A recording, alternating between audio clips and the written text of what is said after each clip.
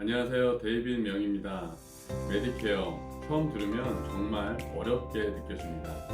파트 A, B, C, D 뭐가 뭔지 헷갈리시는 분들이 정말 많습니다.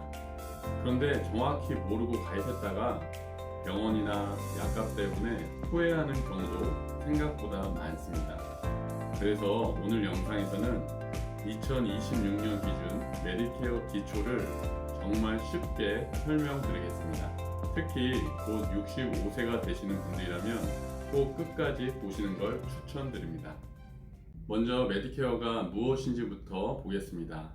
메디케어는 미국 연방정부가 운영하는 건강보험 프로그램입니다.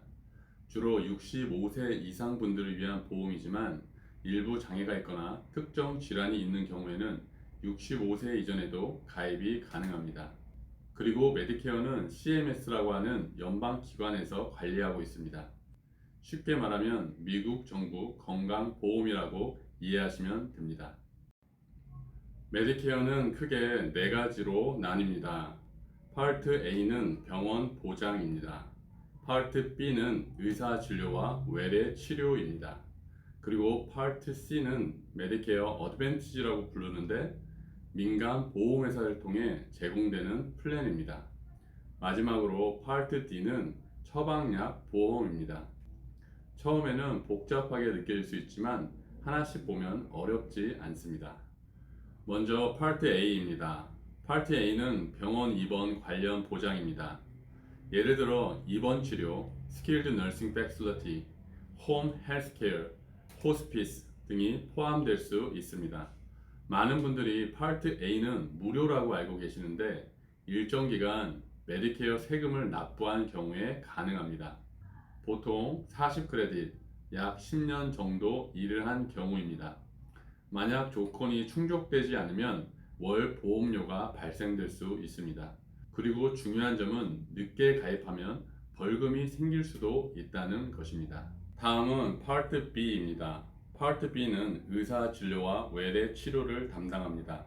예를 들어 의사진료, 검사, MRI, 엑스레이, 앰뷸런스, 의료장비 등이 포함될 수 있습니다. 2026년 기준 월 보험료는 202불 90전입니다. 그리고 디덕터블도 있습니다.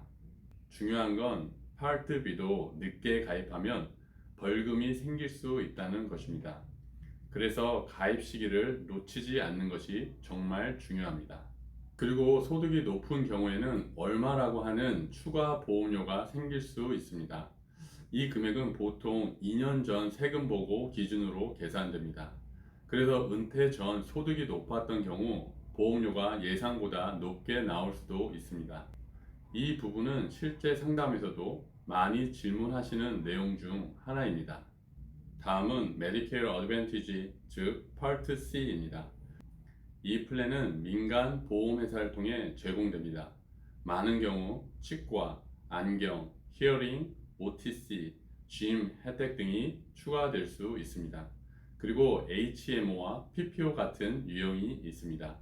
예를 들어 PPO는 병원 선택이 더 자유로운 경우가 많고 HMO는 네트워크 안에서 이용하는 구조입니다. 그래서 본인 병원과 약에 맞게 선택하는 것이 중요합니다. 이제 처방약 보험인 파트 D입니다. 파트 D는 약값 보장을 위한 보험입니다. 중요한 점은 같은 약이라도 플랜마다 가격 차이가 날 수 있다는 것입니다. 그리고 늦게 가입하면 벌금이 생길 수도 있습니다. 실제 상담에서도 약값 때문에 플랜을 다시 비교하는 경우가 정말 많습니다. 메디케어는 가입 기간도 중요합니다. 가장 기본은 IEP, Initial Enrollment Period입니다. 보통 65세 생일 기준으로 앞 3개월, 생일달 뒤 3개월입니다. 그리고 특별한 상황에서는 SEP가 가능할 수 있습니다. 가입 시기를 놓치면 벌금이 생길 수 있기 때문에 미리 확인하는 것이 중요합니다. 오늘은 메디케어 기초 내용을 전체적으로 설명해 드렸습니다. 처음에는 복잡하게 느껴질 수 있지만 하나씩 이해하면 훨씬 쉬워집니다. 앞으로도 메디케어 어드밴티지, 약값, 병원 네트워크, 은퇴 후 전략, 같은 실제 도움이 되는 내용을 계속 올릴 예정입니다. 영상이 도움되셨다면 좋아요와 구독 부탁드리고 궁금한 내용을 댓글로 남겨주세요. 감사합니다.